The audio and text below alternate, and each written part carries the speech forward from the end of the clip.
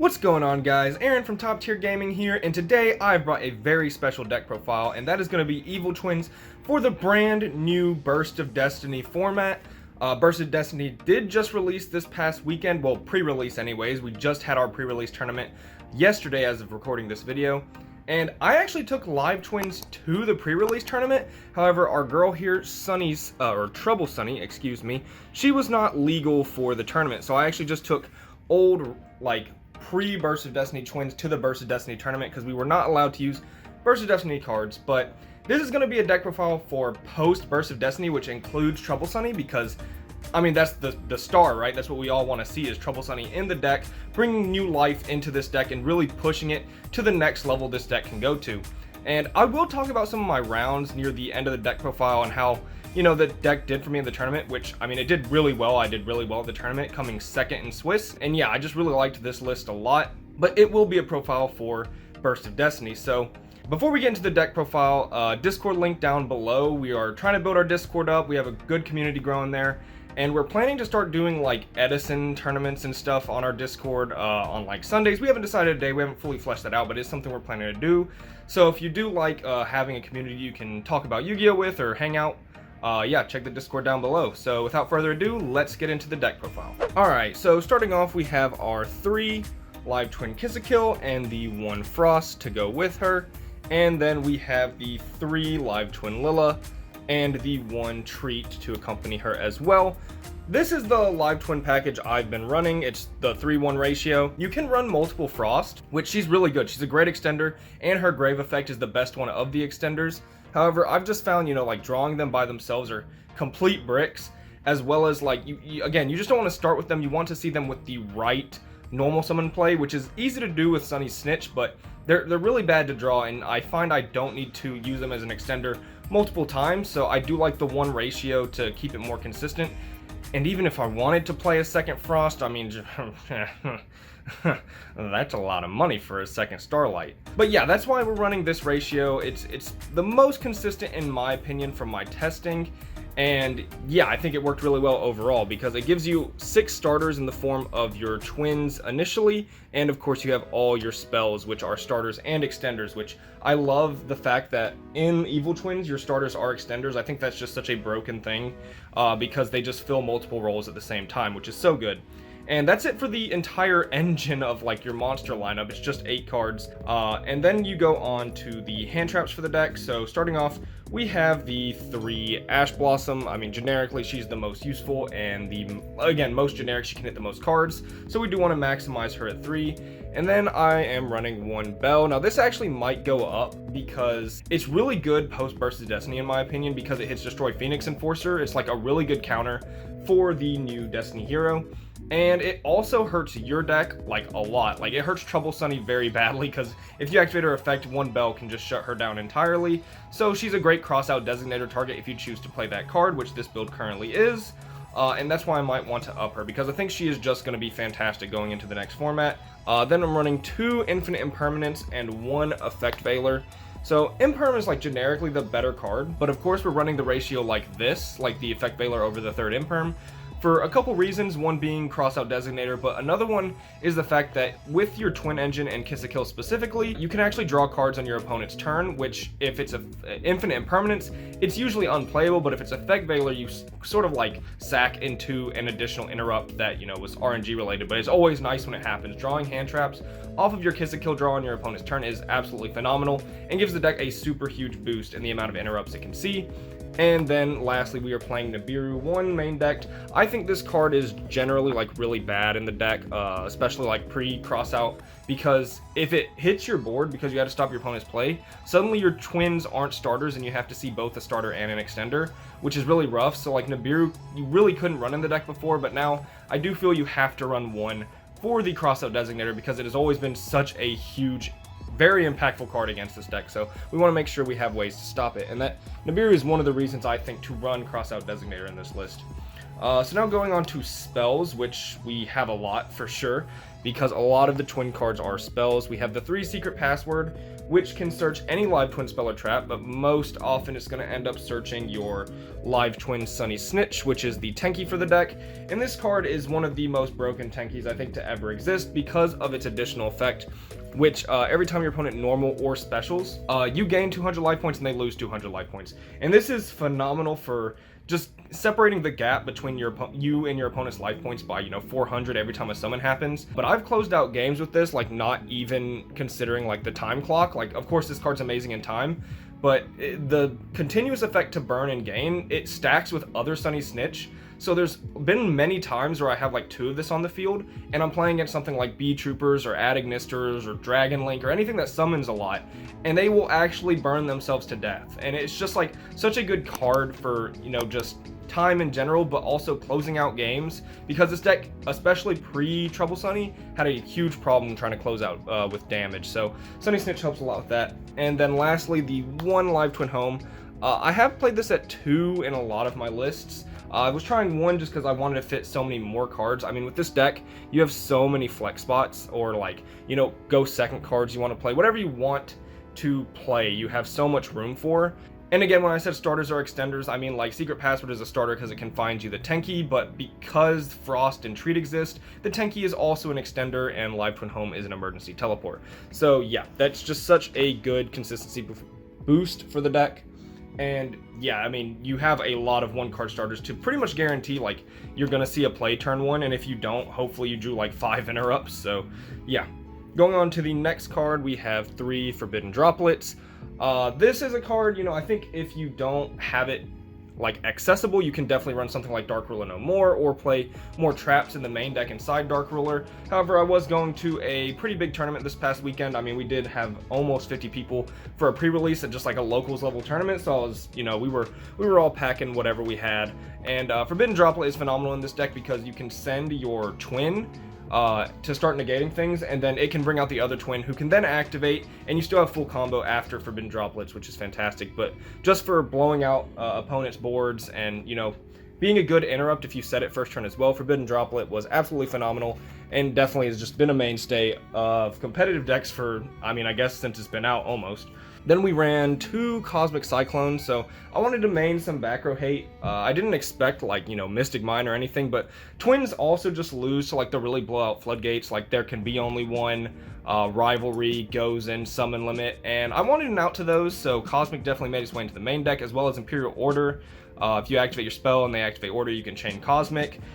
So Cosmic played the role of just being a great go second card, but also it's a good interrupt going first, hitting things like field spells that your opponent may need, Tenki in the Tri-Brigade matchup.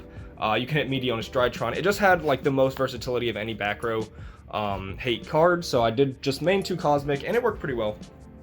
And then we have the I Hate Hand Traps package. We have the 3 Crossout Designator, the 2 Triple Tactics Talent, which is one of the most versatile and best cards in Yu-Gi-Oh! In my opinion right now, and the Called by the Grave. So, Crossout, because you get so many versatile like flex spots that you can play, this wasn't even always for hand traps. Like often it was for like Torrential Tribute that we're running in the main deck. It was for other Crossout Designators, for Triple Tactics Talents, for Called by the Grave. It actually hit one time, and it also hit. Spoiler alert, I'm running Monster Reborn. I actually cross-out Designator to Monster Reborn, which was hilarious. But yeah, of course it, hit Nibiru's, Ash Blossoms, and just other hand traps. This whole package was phenomenal. You have so many spots that are just free that you can put in your deck. So you can run a lot of cross-out targets and just good cards to put in. And yeah, these cards overperformed, especially Tactics. I feel like Tactics always performs better than you would hope, and it's already like I have so much hope for it going in to the tournament as well. It's just a phenomenal card, I guess because it's so good at going first and second. And then lastly, 1 Reborn. This was either going to be Reborn or Pot of Avarice, because when you're playing pure twin, especially without Trouble Sunny, which I was this weekend, I wanted to play Monster Reborn as a way to sort of recur my engine. And I'm glad I played it over Avarice, because even though Avarice is like higher, it's a more of a blowout and Saki 1 of than Monster Reborn is, the fact that I hit Monster Reborn with Crossout Designator versus a Cyber Dragon player was just hilarious. On to traps, we have the 3 Solemn Strike, because this is just like one of the best cards in Yu-Gi-Oh! Just such an impactful card going first or second, and definitely when you get draws off like Kiss a Kill and, you know, random RNG bonus cards off of your effects, drawing something like Strike is just fantastic because it's just one of the most high impact cards you can draw. And then we have 2 Torrential Tribute because it pairs really well with Strike, and it's also very good in the deck because you can like activate a twin and then chain Torrential as Chain Link 2 if they have no response, and then you still end up with a twin on board. And Torrential, just again with Strike, is such an amazing go second as well. One of the most blowout, like I almost said Floodgate, one of the most blowout trap cards you can have going first, and definitely something I wanted to play, as well as be a designator target because I didn't want to run into it. And then the last card is 1 Evil Twin Challenge, and I always run like 1 trap, so it gives Secret Password more versatility. Challenge is the one I wanted to play because, again, we didn't have Trouble Sunny. With Trouble Sunny, I think that Present might be the better one. I think there's some versatility in both, and like there's a reason to run one or the other. I'm still liking Challenge, but Present might be the way to go in a post Burst of Destiny world. And that actually does it for the main deck. It was 40 cards. Wait, is it 41?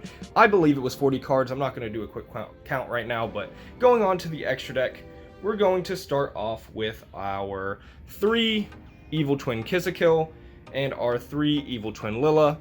I mean, this is just the main package of your Evil Twins and how you get into your other plays, and these are the ones that really have all the effects. I mean, Trouble Sunny is just essentially a way to get both of these out on the field at the same time, because these are the cards that really do all the heavy lifting. And yeah, this is all I had access to actually at the tournament because Trouble Sunny wasn't legal, and you can run out of them very quick in a pre-Trouble Sunny world. Luckily, in this new Burst of Destiny meta, twins are much easier to play by themselves because Trouble Sunny is such a house of a card. And yeah, these are just, you want to maximize on these, I think, because these are the way to get into your bigger plays. And, you know, you're locked into Fiends anyways often, so there's not many things you can play in the extra deck that are always useful. So just want to maximize on all of these. And then next up, we have the girl. She's finally out. We have our Evil Twin Trouble Sunny, and I am currently playing 3, denoted by these beautiful pictures I'm putting on the screen so that it looks like I have 3. I currently only have 1. We just had our Burst of Destiny sneak peek, and I wasn't able to pick up multiple at the event, so yeah, but there will be 3 of this. I recommend you play 3. I do think there's different ratios you can test out in the extra deck now, where you're maybe running 2 Lilla, or 2 of each of the smaller ones, or like 2 Trouble Sunny. But I also think maxing them all out at 3 is just very viable, because you very often can go for 2 Trouble Sunnies first turn when you're pushing for damage, because you tribute her in battle phase and you get your twins back, swing for, you know, an extra 22, and then make Trouble Sunny again. And this not only puts Trouble Sunny on field, but puts one in graveyard, which can be very good. And yeah, I just want to maximize on the package because we haven't had a lot of time to test this really.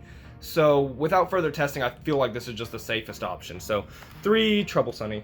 Next up, we have sort of like the Fiend Toolbox package. We have 1 Nightmare Unicorn because it's just like one of the best outs to many things and can help you like link climb into other things. And it's just like a really good card because it co-links with your twins very often and you get an additional draw. 1 Unchained Abomination. He was sort of like the boss monster before Trouble Sunny, and he's still so good because he pairs with Lilla very nicely, and the twins in general, because you can pop with Lilla, and then Abomination can pop your Kiss-a-Kill, who Lilla can revive to get you a draw. It's just very nice. He's also huge, and he can tear through back row decks very quickly. And then 1 Underworld Goddess, because she is an out to things you normally don't have an out to, such as like the Arrival Cybers, who can be such a problem for this deck. You can just use him as a material for Underworld Goddess, who is just a really good card if you do happen to summon her. She doesn't come out often, but she is there for the matchups where you absolutely need her, against like Towers-esque cards you can't beat over, or just very big problem cards. And then lastly, for the extra deck, we have the Sky Cavalry Centauria, the Downward Magician, and of course, you guessed it, the Divine Arsenal AA Zeus. This was a great package to out Dragoon, still is, so of course we want to be running it, and of course Zeus is an amazing card. Just 1 twin equals 4 send Zeus. I mean, it's like Zodiac almost, so it's pretty good in that sense. Centauria is a pretty nice card too, so we are running this package because it is very good. Alright, before I go into my rounds, I will go over the side deck very briefly. Of course, this side deck was very pre-Bode tournament, so not everything's relevant. However, I do think a lot of this will stay the same. with an exception that I will mention as I'm going through it. So very quickly, 2 Godarla, because there was a lot of bird up. We knew there'd be a lot of bird up. Synchrostorm just came out, and we were expecting it, and there happened to be a lot. So Godarla, definitely good. I didn't side it all day, but if I happened to play against bird up, it would have been very nice. 1 Alpha, the Master of Beasts, because I had 14 cards at the end of my side deck, and I was like, hey, it's essentially a second Pankratops. So yeah, we were running these, just great go second options, and wanted to play them because they're very good. Then we have the best card in the side deck that actually didn't come up for me very often at the tournament, but it did in testing. It's 3 evenly matched, just tears through like so many decks right now. Like it just destroys Tri-Brigade, Virtual World, the back row matchup, just a lot of things that are like mid-range that set up like pretty impressive boards, again like Tri-Brigade. This is very good against. It's not great versus like Drytron and Dragon Link in my opinion, but against just about everything else, this card was amazing. So definitely wanted to maximize it. Next, we had the 1 Harpy's Feather Duster and the 1 Red Reboot. So this was, again, for the back row decks. We knew we had a couple of Eldritch floating around, and just wanted to prepare for it. And, I mean, these were going to be in the side deck anyways. Like, these 2 cards in Pankratops are in almost every side deck. So, Pankratops, these 2 cards in 3 evenly. Our back row matchup was pretty solid if we happened to play against a lot, which we didn't end up playing against many back row decks, but we were definitely adequately prepared. And then next up is my favorite package of this side deck, and something I really like to do in Twins, is run the 2 Artifact Sanctum, the 1 Trap Trick, because 2 Sanctum and a Trap Trick is just statistically better than 3 Sanctum, because you don't want to end up like drawing multiple Sanctums. And if you happen to draw Trap Trick instead, you banish a Sanctum and get the other Sanctum, so you won't dead draw any Sanctums past that point either. So yeah, I feel like 2 Sanctum and a Trap Trick is just always better than 3 Sanctum. And then, of course, to go with those, we have the 1 Scythe and the 2 Lancia. So, funny enough, I wanted to main Lancia because we knew there was going to be just a lot of Phantom Knights, a lot of Virtual World, and a lot of Dragon Link, and Lancia is just so good versus all those decks. And I decided not to main it, and I'm definitely not upset about it, but, like, I might run it in the future. But it was here for both being an amazing card against those decks and the artifacts package in general. And the reason I like this package so much in Twins is because if you draw the Scythe, Lilla can pop it for you, and that's just a lot of synergy and ways to get your Scythe. So definitely wanted to play this package, and I thought it was really good. Definitely can blow out a lot of games. So yeah, going into my matchups, very briefly, I'll put the very brand new Special Girl here for your viewing pleasure as I talk about my rounds. So round 1, I played against Fire Fist, and it was a much like older variant than you'd expect. So yeah, it was like a 3-axis type build, which was pretty impressive. I haven't seen Horse Prince summoned in a long time. It definitely seemed like he was a returning player, and it was a pretty easy matchup. But yeah, then round 2, I played against Cyber Dragon, and Cyber Dragon's a scary matchup because you're always putting something in the extra monster zone, so the second they summon a Cyber Dragon, it's just very scary and you have to out it essentially immediately. But we happened to 2-0 that matchup. We just had a lot of good interrupts, and we won the die roll, which normally wouldn't work in our favor, but I was confident I could set up enough interrupts to play through Cyber Dragon. And then round 3, I ended up playing against Dragon Maids, and it was essentially pure Dragon Maid, like not Dragon Link with the Dragon Maid engine. It was pure Dragon Maid, which I think a lot of people underestimate, but I think is a very powerful deck, and there's a profile on this channel for it, in which I got first place. I think pure Dragon Maid's an amazing deck. Of course, it's a little weaker than Dragon Link, so you won't see it like at meta tournaments because Dragon Link's just a little better, but I think if Dragon Link ever gets hit, then Dragon Maid are definitely the next best contender for a Dragon deck. And yeah, it was a grindy matchup, but we did take it. And then round 4 was probably the scariest matchup all tournament. It was against Ancient Gears. Luckily, because I had to sort of help a ruling dispute in one of their games, because I also played Ancient Gears, and there's a profile on this channel for that as well. I knew he was on Ancient Gears, so I won the die roll. I made him go first, and we went to game 3, but again, game 3 I get to decide. He goes first, and I'm able to win. And yeah, that's pretty much good for me that I knew what he was on, but he definitely performed very well at the end of the day by the tournament, because people just aren't ready for a matchup where they summon a unaffected guy who can just kill them in one turn. Like, Ancient Gear is a very scary deck if they draw really well, and he was drawing Catapult and Gear Town and Fortress like it was his job. So he was playing one of the scariest decks in the room. Definitely didn't like that.